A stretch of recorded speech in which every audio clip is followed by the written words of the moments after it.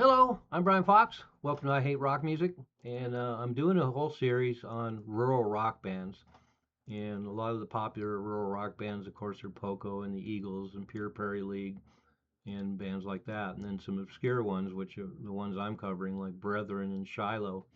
So another one of these bands that's pretty cool is Southwind, and they were around from 1968 to 1971.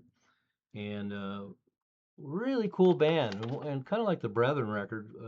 Southwind is one of the first cutouts I ever bought, and I bought the second album called Ready to Ride, and it has a pretty sarcastic cover. And I wasn't sure what I was getting into. I was kind of hoping it'd be hard rock, but turns out it's rural rock, and I really enjoyed the record. It's definitely a, a great place uh, to be with the three albums they made, because the first album is okay, the second album's pretty good, and then the third album gets really good. But the band is John Martin, better known as Moon Martin, on guitar and vocals, Jim Pulte on bass, Phil Pope on organ, and Eric Dalton on drums. And then Fontaine Brown ended up joining on guitars, keyboards, and came out of the University of Oklahoma, so another Okie band.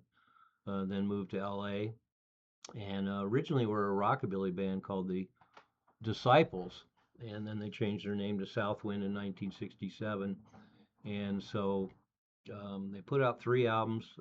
First one is on MGM Venture, came out in 1968, and I have mixed feelings about that one. I've seen some really good reviews of that record, and I've seen some really bad reviews of that record. And it's kind of one of those records from 1968 that I find to be a little more pedestrian and more of its time. But that said, it opens with a great Bob Dylan cover, "You've Been on My Mind," complete with strings, and I find that very successful, and I really like that particular song. So I may end up spending more time with that first album and reevaluating it. But then you get to Ready to Ride, and they got signed to Blue Thumb, so a very high profile label with interesting artists on it, including Love.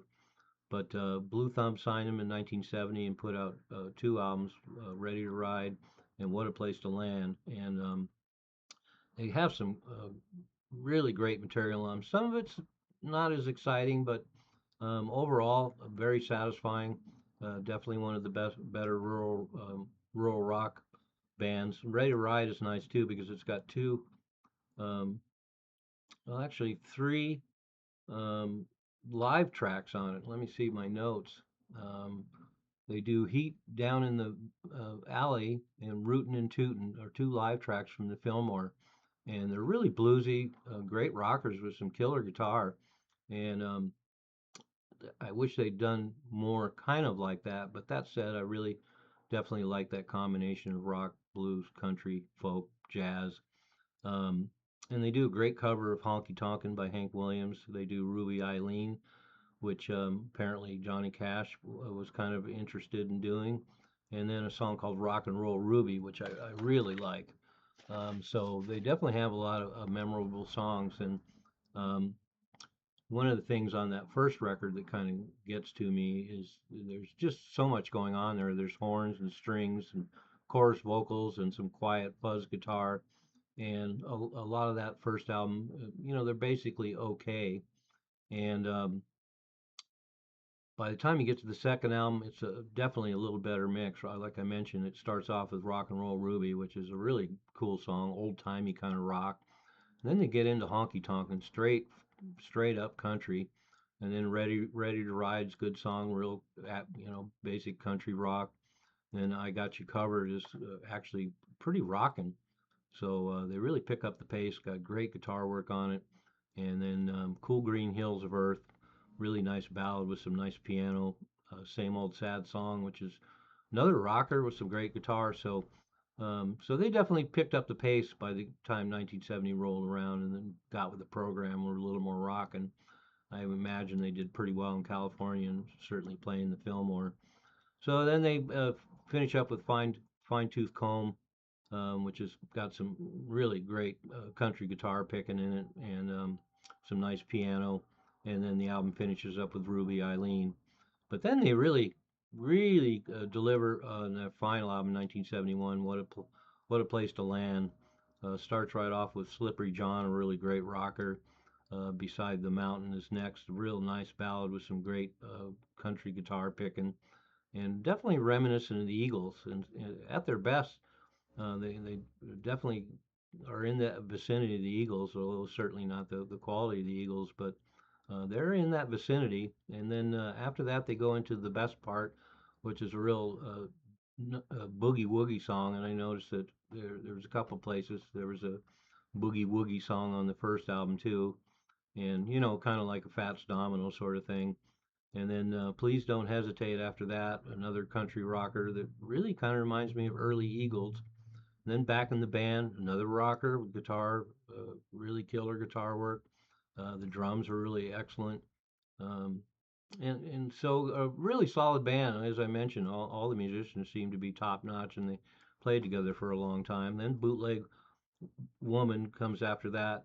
That's another really rocking song. Then Baby Games, a really nice ballad, acoustic ballad. And then Dynamite and Buzz Me. And Dynamite's another one that's just straight classic country rock. And then Buzz Me is a really bluesy, really tasty guitar, maracas, piano, really nice touch. So they're definitely one of those bands that really mixes all those elements together and make them a classic rural rock band, country, blues, folk, rock. Not so much jazz in this band. There's not a whole lot of improvisation except for the live tracks. But so anyway, as far as Southwind goes, um, I'm going to post all three of them below. You can decide for yourself. You've been on my mind. The Bob Dylan cover is great. At least check that out and check out the first Southwind album. It's from 1968 and it really sounds like it. And I just find the material a little disappointing. And I definitely spent some time listening to it because I want to be fair. Because by the time you get to Ready to Ride and What a Place to Land, they're definitely a real top-notch rural rock band, and I love those two albums. And so they're definitely a band where you got to spend some time with them. I recommend listening to the albums from beginning to end because you really got to see their whole palette and everything that they do because they're kind of all over the map within the rural rock format. And so, but definitely worth your time. And you can either start with the first album or skip that and go to the other two albums, particularly What a Place to Land. I think that one's a real classic. So anyway, Southwind, another excellent obscure rural rock band. And as you gathered, I recommend the second and third album, not so much the first album. Sorry, guys. I'm Brian Fox. Thanks for watching my channel.